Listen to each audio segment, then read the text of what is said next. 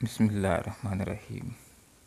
انشاءاللہ آج ہم پاسٹ پرفیکٹ ٹینس فعل ماضی مکمل اس کے منفی جملوں کو بنانے کا طریقہ سیکھیں گے، اور اس کا طریقہ یہ ہے کہ آغاز میں فاعل آئے گا، پھر امدادی فعل ہیڈ آئے گا، اس کے بعد ناٹ کا استعمال ہوگا، اس کے بعد فعل کی تیسری فارم استعمال ہوگی، اس کے بعد مفعول کا ذکر ہوگا۔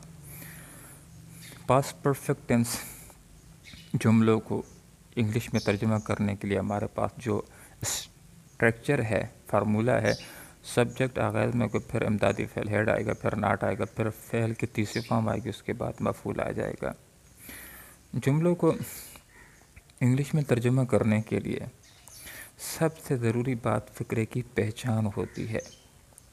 اردو کا ہر وہ فقرہ کہ جس کے آخر میں چکا تھا، چکے تھے، چکی تھے آ جائے، یا اردو کے فقرے کے آخر میں الف اور اس کے بعد تھا، چھوٹی یا اور اس کے بعد تھا، بڑی یا اور اس کے بعد تھا آ جائے، جیسے لیا تھا، گئے تھے، یا پیا تھا، یا دوسرے الفاظ کے اندر ایک کام کا زمانہ ماضی میں کسی دوسرے کام سے پہلے مکمل ہونا پایا جائے۔ یہ جو دو کام ماضی کے اندر ہوئے ہیں، جملے کے اندر دونوں لفظوں کے اندر موجود ہوں، تو اس صورت کے اندر بھی، یا جملے کے اندر ایک کام حذف ہو اور صرف دوسرا ذکر ہو رہا ہو، اس صورت کے اندر بھی جو کام پہلے مکمل ہو چکا ہے اس کو ہم پاسٹ کا بھی پاسٹ کہتے ہیں، پاسٹ پارٹیسپل کہتے ہیں، اور اس کا ترجمہ پاسٹ پرفیکٹ ٹینس کے ذریعے سے کیا جاتا ہے۔ اور جو کام بعد میں مکمل ہوا اس کا ترجمہ پاسٹ انڈیفینٹ کے کلیے کے ذریعے سے کیا جاتا ہے۔ پہلے فاعل آتا ہے، اس کے بعد فعل کی دوسری فارم آتی ہے۔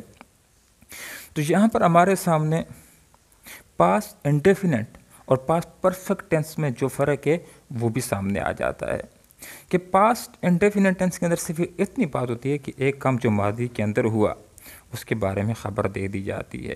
ایک ہی کام ہوا ہے، خواہ کل ہوا تھا یا 10 سال پہلے ہوا تھا یا 15 سال پہلے ہوا تھا، تو اس کا ترجمہ ہم نے پاسٹ انڈیفینٹ کے ذریعے سے کرنا ہے۔ پہلے فاعل آتا ہے، اس کے بعد فعل کی ڈائریکٹ دوسری فارم آ جاتی ہے۔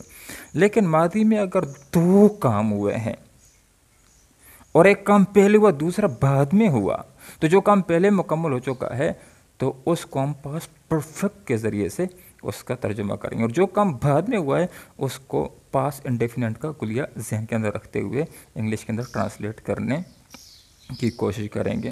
اب غور کیجئے، گھنٹی بجنے سے پہلے وہ سکول نہیں پہنچ چکی تھی، یہ نفی کا فقرہ ہے، تو ہم نے امدادی فعل کے بعد ناٹ کا استعمال کرنا ہے۔ گھنٹی بجنا ایک کام ہے اور سکون پہنچنا دوسرا کام ہے۔ اس جملے کے اندر وہ فاعل ہے، پہنچنا فعل ہے، سکول مفعول ہے۔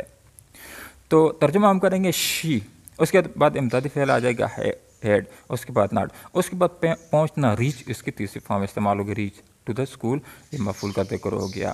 پہلے کے لیے بیفور آ گیا، دی بیل رینگ، یہ دوسری فارم استعمال ہو گئی، گھنٹی بجنا۔ She had not reach to the school before the bell rang, گھنٹی بجنے سے پہلے وہ سکول نہیں پہنچ چکی تھی۔ اس فقرے کے اوپر غور کیجئے کہ ماضی کے اندر دو کام ہوئے، ایک پولیس کا آنا اور ایک چور کا پکڑنا۔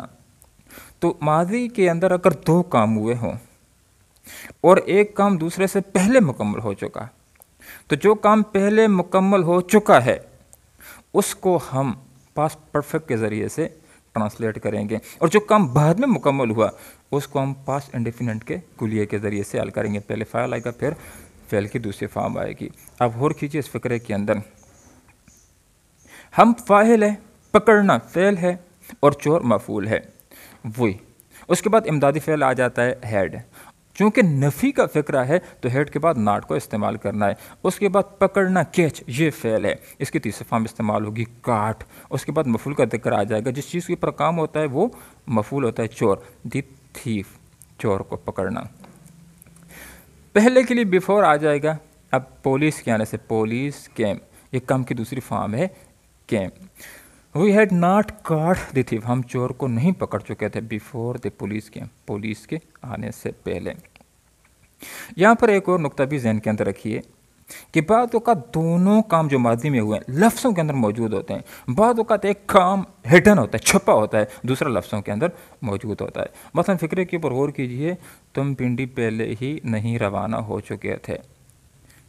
ایک ہے اور لوگوں کا پنڈی جانا، ایک ہے تمہارا پنڈی جانا۔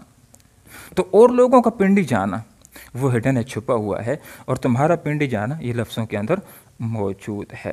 تو حقیقت کے اندر دو کام ہیں۔ جب دو کام ہوں اور اگرچہ دونوں کا لفظوں کے اندر ذکر موجود نہ ہو، ایک کام جو ہوا وہ فحوائے کلام سے سمجھا جا رہا ہے، سیاق و سباق سے سمجھا جا رہا ہے، تو جو کام پہلے مکمل ہو چکا ہے جو لفظوں کے اندر موجود ہو، اس کو ہم پاسٹ پرفیکٹ کے ذریعے سے ٹرانسلیٹ کریں گے۔ تم پنڈی پہلے ہی نہیں روانہ ہو چکے تھے، یا اس کو ہم دوسرے الفاظ کے اندر یوں بھی سمجھ سکتے ہیں، کوئی فقرہ ماضی کیسا ہو جس کے اندر اگرچہ ایک کام ہوا ہو، پنڈی روانہ ہونا ایک کام ہے، لیکن جملے کے اندر اگر یہ تین الفاظ استعمال ہو رہے ہیں، ٹل، بیفور یا آلریڈی، تو اگرچہ ایک ہی کام کیوں نہ ہوا ہو، ہم اس کا ترجمہ پاسٹ پرفیکٹ ٹینس کے ذریعے سے کریں گے، ہیڈ استعمال کریں گے، اور اس کے بعد تیسری فارم کا استعمال کرنا ہوگا۔ تم پہلے ہی پنڈی نہیں روانہ ہو چکے تھے، تم فاعل ہے، روانہ ہونا لیو یہ